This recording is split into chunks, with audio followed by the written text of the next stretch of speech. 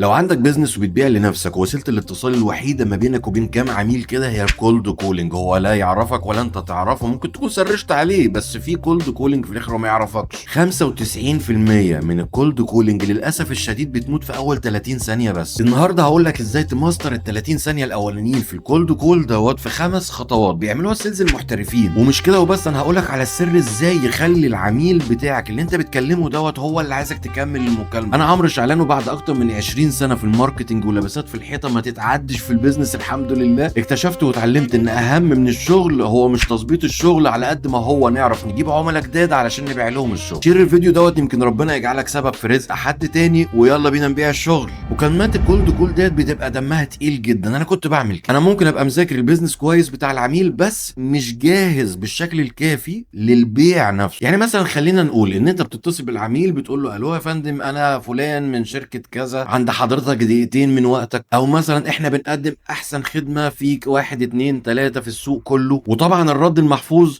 لا انا مش مهتم، طب ابعت لي ايميل، مش فاضي. الكارثه بقى فين؟ ان انت بتقفل المكالمه ديت وبتجيب الرقم اللي بعده وبتعمل نفس الحاجه. السر كله اللي انا عايز اقوله لك في نقطه واحده بس، ابدا المكالمه وانت حاطط لا اللي هيقولها العميل في ذهنك اوريدي. ما تبداش بالمنتج او الخدمه بتاعتك ولا اي حاجه من الحاجات دي. انت عارف كويس ان هو هيقول لك 4 أو 5 حاجات: مش فاضي، مش مهتم، ابعت لي ايميل، او بنتعامل مع حد تاني في الحته دي. حلو قوي، بما اننا عارفين اوريدي هو هيقول ايه ورده هيكون عامل ازاي، طب ما نحط فريم للمكالمه ديت وخطه. 5 خطوات دولت هم اللي هيقفلوا معاك اللعبه ان شاء الله باذن ربنا. بص، رقم 1، مفيش حاجه اسمها باشمهندس فلان موجود او انا ممكن اكلم حضرتك بلو انرجي. لا، انت هتتصل بهاي انرجي وتقول له مثلا باشمهندس احمد، ازاي حضرتك هندسه، كانكم صحاب من 10 سنين. ولما يرد هو ايوه مين، قول اسمك واسم شركتك في جزء من الثانيه، انا فلان من كذا، بص يا هندسه.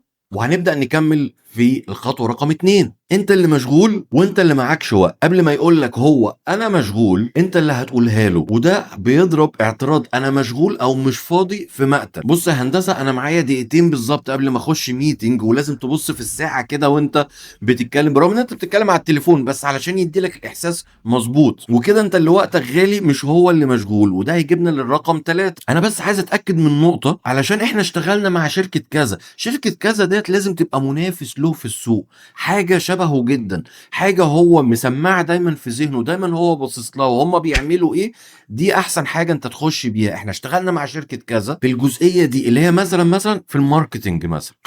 حضرتك صاحب القرار في الحته ديت او الديسيجن ميكر في الحته ديت. كده هيقول لك يا اما ايوه انا، يا اما هيقول لك لا فلان الفلاني، وساعتها تقدر تاخد رقمه منه. ولما هتتصل بيه هيبقى الموضوع مش غريب خالص. هو انت ساعتها هتكلمه وتقول له ايوه يا فندم، انا خدت رقم حضرتك من باشمهندس فلان وقال لي ان حضرتك تقدر تفيدني في الحته ديت. احسن بكتير جدا من ان انت كنت لسه هتبدا معاك كولد كول من الاول. وده هيجيبنا الرقم 4، الخروج الوهمي. هنا برضو قبل ما يقول لك ابعت لي ايميل، انت اللي هتقول له كده علشان تضرب اعتراض وقفل تبعت لي ميل. يعني بعد ما هو هيقول لك انا صاحب القرار في الحته ديت، انت هتقوم جاي قايل له طب انا ممكن ابعت لحضرتك ميل عشان مش هعرف اشرح لحضرتك كل التفاصيل دلوقتي. 99% هيدي لك الايميل بتاعه فورا. حسسه انه هو اللي بيقول لك اه او لا، وهو اللي مسيطر، بس انت اللي سايق الموضوع. افتكر كويس ان احنا اللي احنا بنتكلم فيه دوت هو الفريم بتاع المكالمه. وده هيجيبنا الرقم 5 اللي هو السحبه بتاعتك من المكالمه. ودي حته مهمه جدا.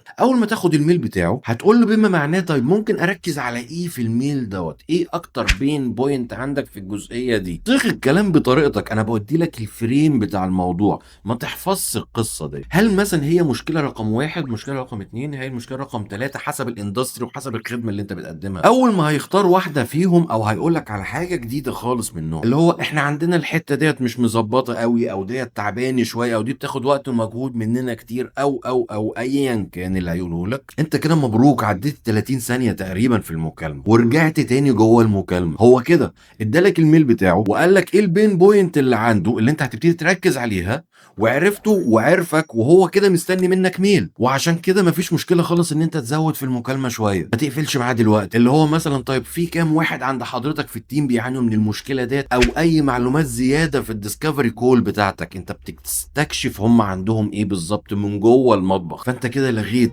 انا مشغول وابعت لي ايميل، ودخلت في صلب الموضوع على طول من غير ما العميل يحس ان هو في كولد كول اصلا. حاجات بسيطه قوي بتفرق ما بين مكالمه كولد كول سيستماتيك فريم محفوظ، او مش فريم بقى، خليني اقول ان هو تمبلت محفوظ كذا كذا كذا كذا، لفريم وورك استراتيجي.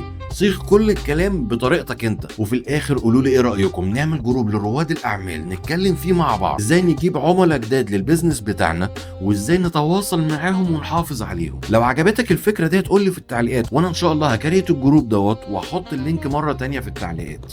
سلام.